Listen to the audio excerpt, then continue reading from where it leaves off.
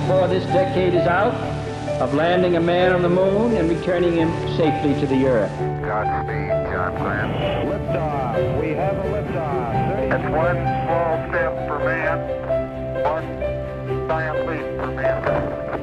And liftoff for the final launch of Endeavour, expanding our knowledge. If anybody that's actually sane tells you that they don't have a little bit of nervousness before a space shuttle mission, I don't think they're telling you the truth.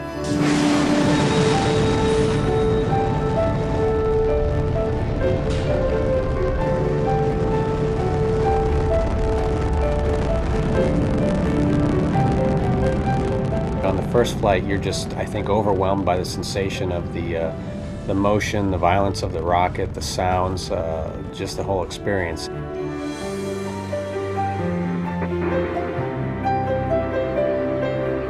They started the countdown, and 8.5 minutes later, we were in space.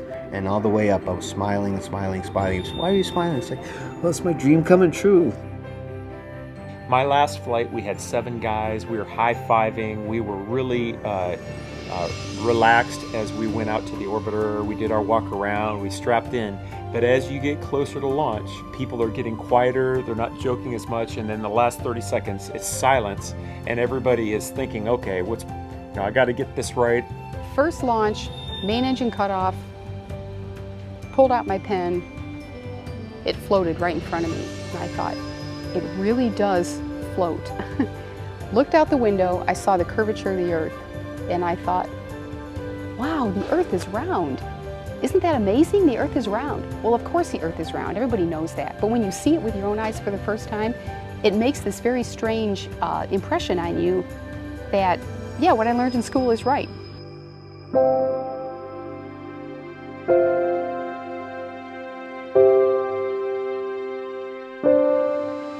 I can tell you what my first thought was on STS-112, my first mission when we opened the payload bay doors and I got to see our planet from space for the first time. Immediately out of my mouth was, oh my gosh, our atmosphere is so thin.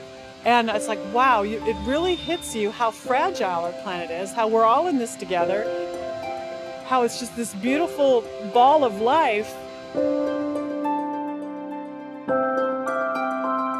You see the whole Earth with your own eyes. It's very, very overwhelming. And the shift is really, I think, a sense of connection to the whole world, not to a certain part of it. One of my mentors is Jerry Ross, and he told me you can't whistle in space.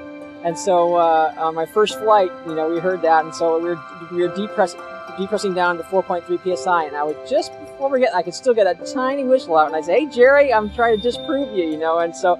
Once you got down to 4.3, it's really difficult, if not impossible, to whistle. But I tried.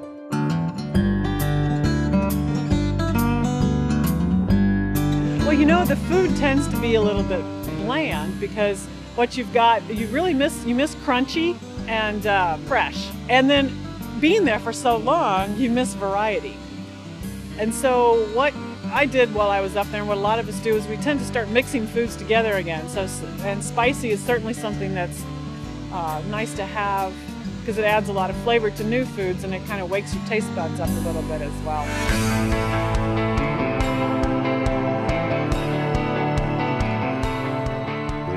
The effects that spaceflight has on us as astronauts, even for a short duration mission, there are some bone loss effects and also muscle atrophy. So I personally do what I can to try to maintain a high level of fitness, and I encourage my other crewmates to do the same, especially the spacewalkers, because not only do we have the effects of spaceflight on the human body, but we also have a lot of work to do that's very strenuous in terms of the spacewalks.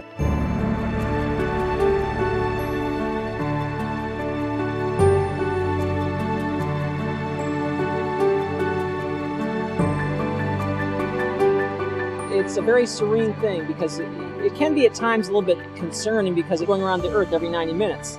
The first 45, you're nice in front of the Earth, and so there's the sun shining on you bright. But once you go the last 45 minutes, you're behind the Earth, and it's dark, and so you have your helmet lights on. And so the first couple EVAs, it gets you concerned a little bit at nighttime. So that's a little bit scary, I'd say. Oh, there's Box. Hey, Box.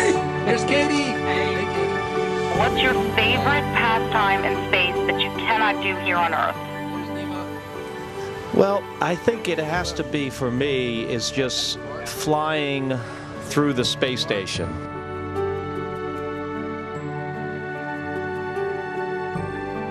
You're literally, flying through the air, and that's, I could do that all day, every day if I had the chance.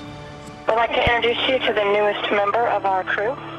The more we understand about living and working in space, the more we're going to be able to get more people up there because of what we've learned about launching and landing and doing those things safely. It was amazing to be up there. I felt really privileged to be part of something that I think is so important. There's a lot of really interesting work that we are privileged to do up there, and I loved being a part of it, and a large part of me did not want to come home yet.